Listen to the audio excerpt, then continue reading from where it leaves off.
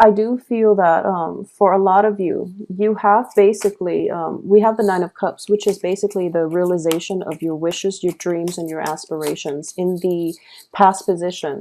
So moving forward, a lot of you have cemented ties, have approached a situation where you have a greater sense of direction, clarity as to the direction that you want to move forward with people and projects, okay? People, projects, and things in general.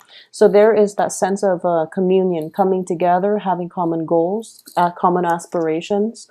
And because of it, I do feel that everyone is basically headed in the same direction. So there is definitely a convergence in life paths. Possibly crossing paths with somebody, and then you realize that you have the same aspirations, the same goals. Therefore, you can continue to be in each other's lives, and you can continue to work together in order to achieve a common goal.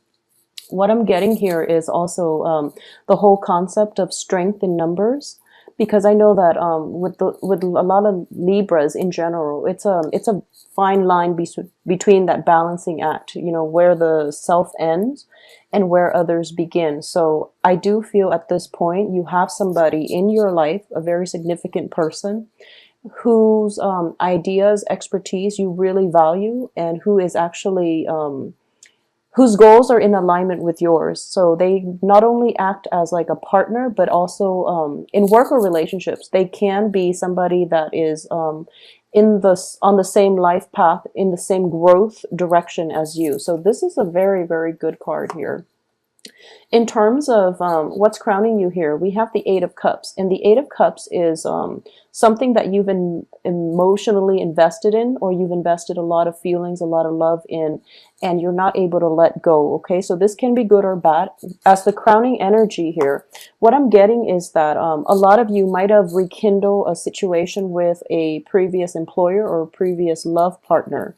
And I do sense that there might have been falling out in the past, and this is the week in which, or the month in which things are moving forward, or you're able to forge ahead, and you're able to give this another try. For those of you where this might be like a new situation, a new partnership, a new business partnership especially, there's definitely another element in the picture that is making it stable. On top of that, what's in your environment that you're not aware of is, for those of you who have recently started dating someone, this is what I call the card of flirtation. It's the Seven of Coins, but in this deck, the interpretation is definitely different. And the pictorial depiction of it indicates to me two people that have a lot of chemistry, that has a great deal of emotional rapport with one another. And they're also, it's that early stage of flirtation, of courtship, where they're kind of skirting around the same, the issues. They are very similar in philosophical outlooks and values. They do want to grow together, and they also are helping one another to achieve, financial stability, to achieve abundance in life in all sectors of their lives. Okay, so you've met a really good partner that is going to be conducive to, your long-term prosperity. So I do feel whoever it is that's in your life, things look very stable. It seems like a very egalitarian type of relationship. And if you look at this card here, the heart is buried underneath the ground. It indicates to me two things. The first is that, that physical chemistry, that aspect of, lust and things like that is, it's definitely at play. It's definitely at play, but I do feel the relationship itself is stable, mainly because it has a good foundation where two people actually like each other. It's not just, the physical attraction alone. Two people are going through this process where they have a friendship. They have a very solid sense of liking one another and respecting one another. So this is a very, very balanced relationship. In terms of your spiritual advice here, we have the Three of Swords. So a lot of you are still hanging on to past hurts, okay? As indicated by the Eight of Cups. So I do feel for majority of you, there was a situation from the past, and this is a new person coming through. So there was a situation from the past that you're still emotionally nursing, or you're still not able to let go of completely. I do feel like physically you've moved on. Emotionally, there's still that little, that fear, that, worst case scenario where you're kind of, I wouldn't say it's affecting your future because your future looks really good.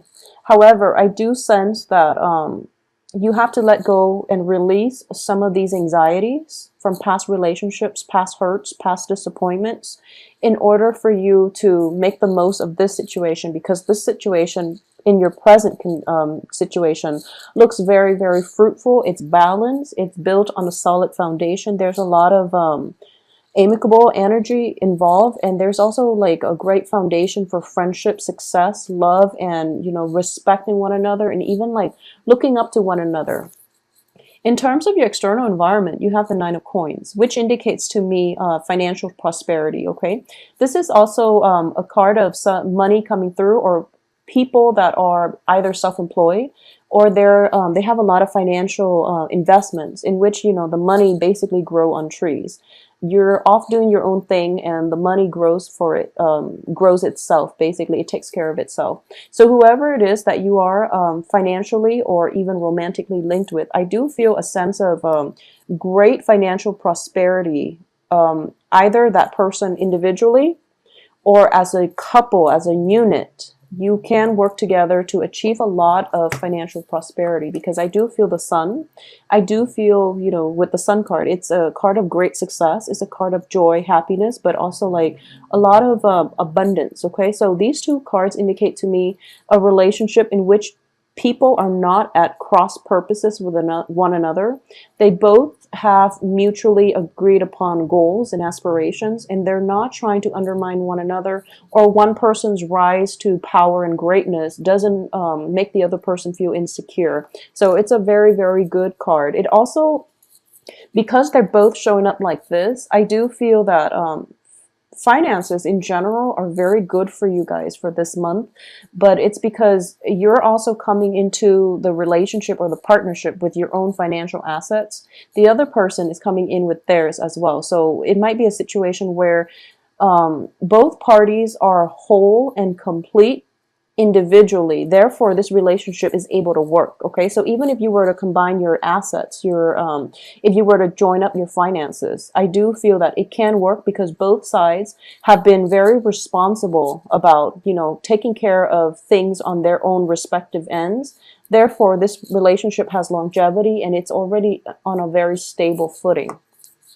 In terms of your hopes and fears here, I do have the Three of Wands. And the Three of Wands is basically embarking on a new path, and especially plans that you have that have been, in the works are now being implemented in the real world. Okay, so this is a very favorable card. It indicates to me definitely partnerships, definitely plans forging ahead, and just the power of execution. So you are looking for a lot of greatness in this. And I also feel as if, we have Three of Wands, Three of Coins. And in general, I do feel there might be, you might be in a partnership, and there might be like, as a result of it, it's such a good union that you're both attracting a lot of luck to you from an external source. It can be from like a financier. It can be from family. It can just be, in a universal way, a lot of good things are in the picture for you. As the outcome here, we have the Wheel of Fortune in the reverse, the Magician in the reverse, and also Knight of Wands in the reverse. So let's look at these. All the cards are very, very positive. However, the outcome here, I do feel that, once again, plans are in the manifestation stages, okay?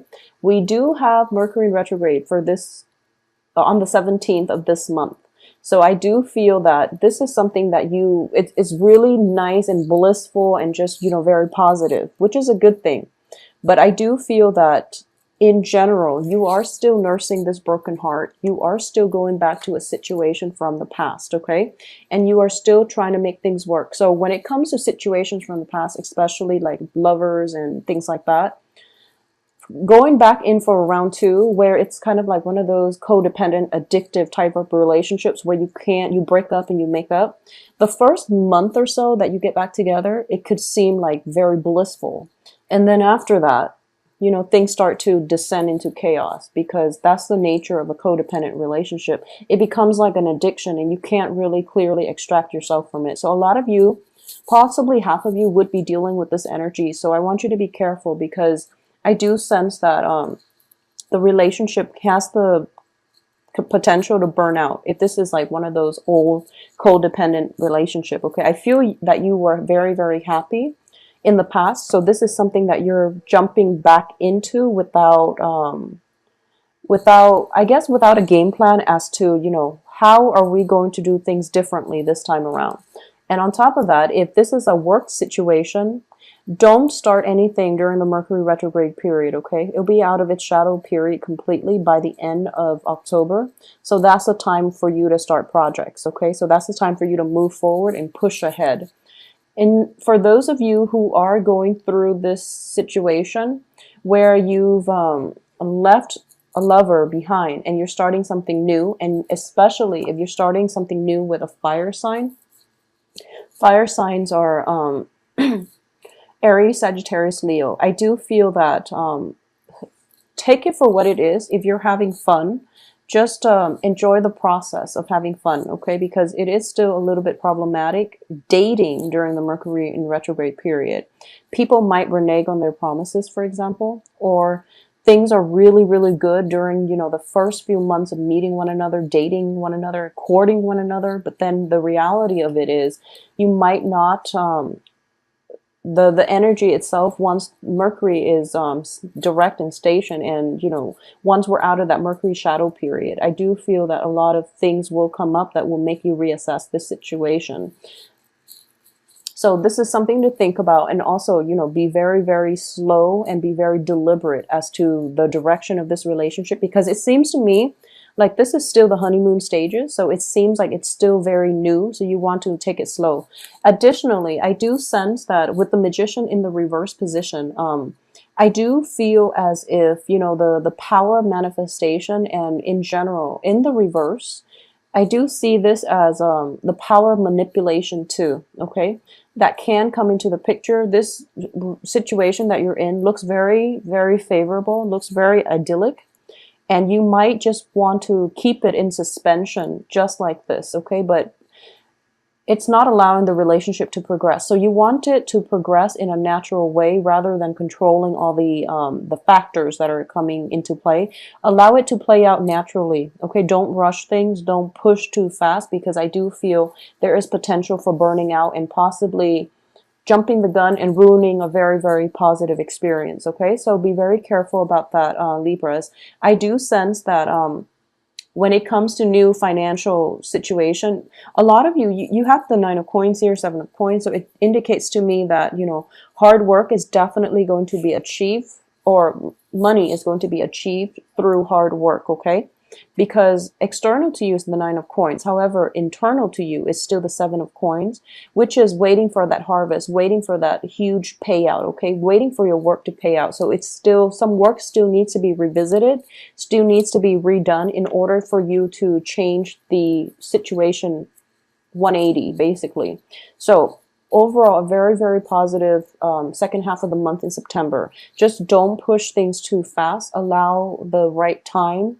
Allow, look out for signs, and be open to things not going in or progressing in the time frame that you'd hope. And, be patient about financial payouts, be patient with partners, be patient with new love interests.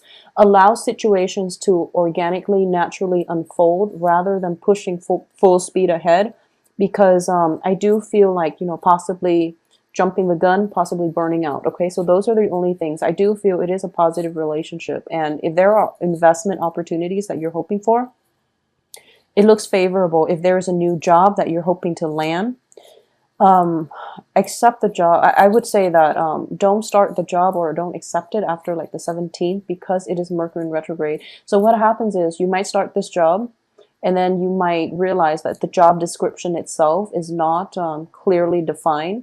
So what you're doing is very, very different from the job description that was advertised, okay? So it's very problematic. So what also ends up happening is that you will go through, for the next 3 months, you would work at this job.